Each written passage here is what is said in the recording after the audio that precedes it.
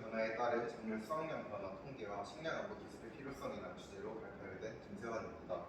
혹시 여러분 최근에 뉴스나 유튜브에서 이상기후, 엘니뇨, 폭염 같은 단어 많이 들어보시지 않았나요? 이처럼 기후 변화는 더 이상 막연한 미래의 위협이 아니라 이미 우리 일상에 영향을 주고 있습니다. 하지만 이보다 더 큰 문제는 따로 있습니다.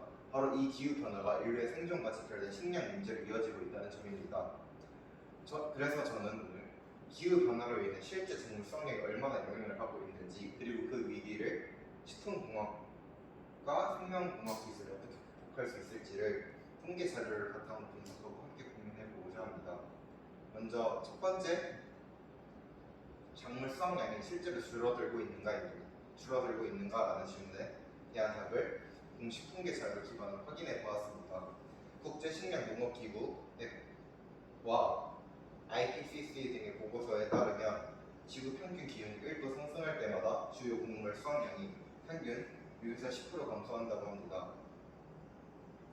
특히 가장 널리 소비되는 식량작물인 밀을 중심으로 살펴보면 2000년부터 2020년까지 전 세계적으로 생산량이 점점 증가했지만 기후변화에 민감한 일부 국가에서는 오히려 수확량이 감소하는 경향이 관찰됩니다.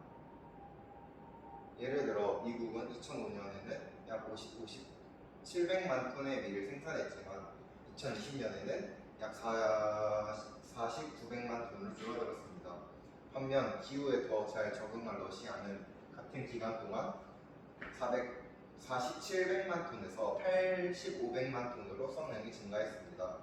이처럼 기후 변화는 지역별로 수확량의 격차를 더욱 벌어지게 하고 식량 변화를 악화시키는 요인이 되고 있습니다.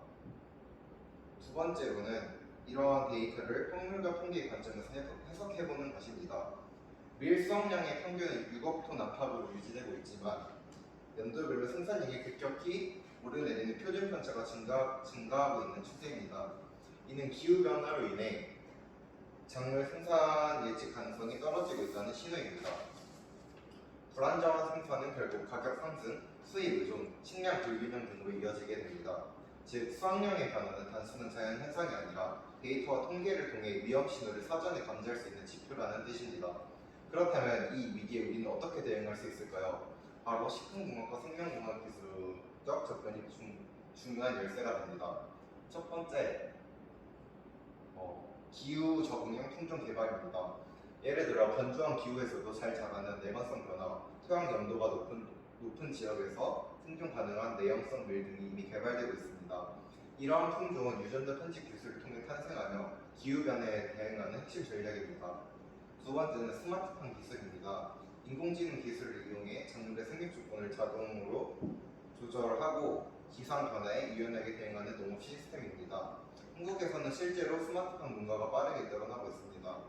마지막으로 대체 단백질 기술입니다. 기후 변화로 곡물 생산이 불안정해질 경우 저축사약도 영향을 받을 수밖에 없습니다. 이를 대비해 개발되는 것이 배양육, 식물성 고기 같은 대체 식품입니다. 이 기술들은 지속 가능한 식량 공급을 위한 식품공학의 미래형 해답이기도 합니다. 이 모든 기술은 단순히 첨단이라는 이유로 중요한 게 아니라 모두가 굶지 않고 살아갈 수 있는 세상을 만들기 위한 이타적인 점에서 진정한 가치가 있다고 생각합니다. 마무리하겠습니다.